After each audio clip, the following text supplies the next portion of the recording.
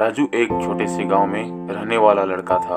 वह पढ़ाई लिखाई में तेज था, लेकिन बहुत आलसी था। उसकी आदत थी कि हर काम को कल करूँगा बोल के टाल देता। उसकी माँ कहती, राजू घर का काम कर लो, तो वह कहता, कल कर लूंगा माँ। एक दिन पिताजी ने उसे समझाते हुए कहा, बेटा, जीवन का हर पल अमूल्य है। जो काम समय पर नहीं होता उसका पछतावा बाद में होता है।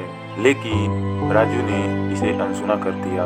राजू का स्कूल में सालाना परीक्षा होने वाला था।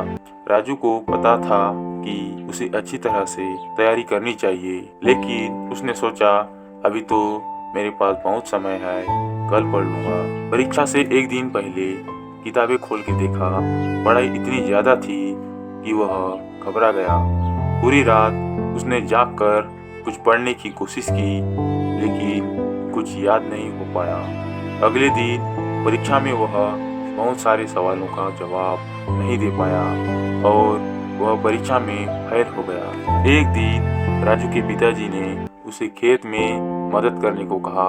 गांव में बारिश का मौसम था और खेतों में बुआई का समय आ चुका था, लेकिन राजू को तो आज का काम कल करने की आदत है। राजू कहता, पिताजी आज रहने दो, मैं कल कर लूंगा। अगले दिन अचानक बारिश हो गई। खेतों में बहुत सारा पानी भर गया। पिताजी को भारी नुकसान हो गया। खेतों में फसल लगाने का समय निकल गया। इस बार राजू ने अपने आलस्य का परिणाम अपनी आंखों से देखा। कुछ दिन बाद गांव में एक संत आए। वे सभी को समझा रहे थे, बच्चों, जीवन का हर पल महत्वपूर्ण है। बच्चों, संत कबीर जी कहते हैं, काल करे सो आज कर, आज करे सो अब, पल में प्रलय होएगी, होरी करेगा कब। बच्चों, इसका अर्थ है कि हर काम को समय पर पूरा कर लेना चाहिए। कल का भरोसा मत करो, क्योंकि कल कौन सा मौका छीन जाए यह कोई नहीं जानता।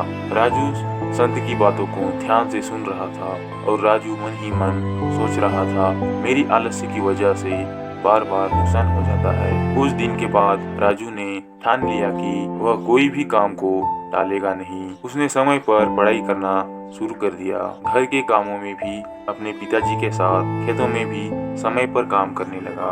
फिर अगले साल राजू की फिर से परीक्षा हुई तो राजू ने अच्छे अंकों में सफलता हासिल की। खेतों में भी अपने पिताजी के साथ काम करने लगा और इस बार फसल बहुत अच्छी हुई। तो बच्चों, इस कहानी से हमें यह सीख मिलती है कि समय का सही उपयोग ही करना सफलता का मूल मंत्र है। जो काम अभी कर सकते हैं उसे टालने से बाद में पछताना पड़ता ही पड़ता है।